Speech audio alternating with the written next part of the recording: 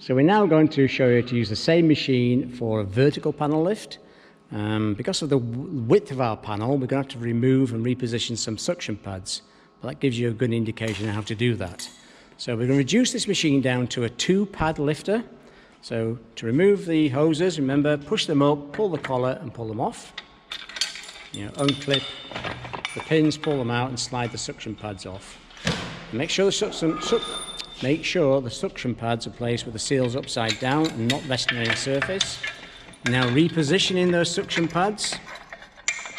Again, locking back into position, retaining the pins with the R-clips. And then, if you notice here, we've got 2 unused vacuum outlets. We need to use the blanking plugs to seal those off. So now we've got a machine with 2 100 kilo pads attached to it. That machine has now got a safe working load of 200 kilos. And the next thing you need to do is attach the secondary safety strap for the vertical panel lift. And Neil's got that in his hand here. Now that's clipped onto the back of the machine. I'll show you the slot that the clip goes into, which is this slot here. Now there are 2 ways to connect this. One will result in scratched panels, and Neil's showing that way. That's the incorrect way. If you connect it like that, it will impact or touch the panel surface. So make sure you slot it into the slot from the back of the machine like that. Okay. So that's the way to set up. We've now got a machine set up for a vertical panel lift. As I mentioned at the beginning of the very first video, these particular pads may be different depending on what panels you're lifting, or they may have different seals in them depending on the panel profile you're going to lift. So we're going to position this machine over our panel as if we're doing a vertical lift.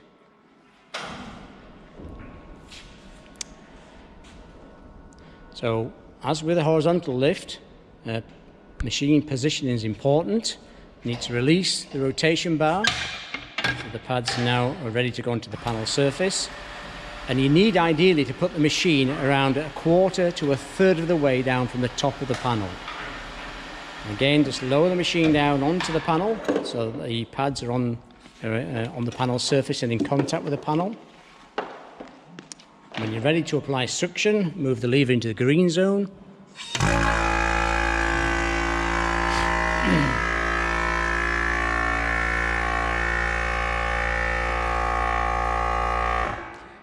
Suction was pretty instantaneous there because we hadn't vented the machine at any point. And now you're ready to lift that, so you can lift it slightly off the stack. And when you've got enough clearance, you can apply the secondary safety strap around the panel. Again, that just simply loops underneath the panel.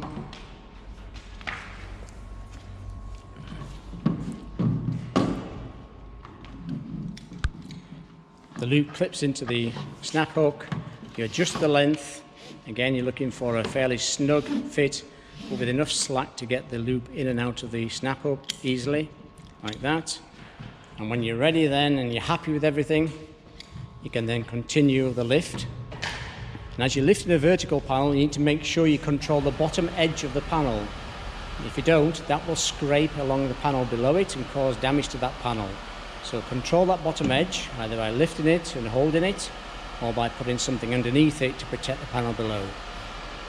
As the panel lifts off the stack, it will naturally rotate until eventually it will be hanging behind the Clad Boy. And we've not got a very long panel, but we've got sufficiently long. You can clip it into the vertical position like that, and the machine will hang, with the panel behind it.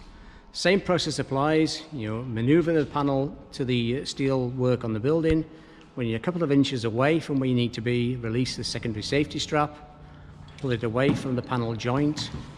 Make sure the panel is secure on the wall with a fixing or 2, and then release suction. So we're just going to stop now, and we're going to just do a final couple of videos with some additional information about the machine, the suction pads, and how to pack it away.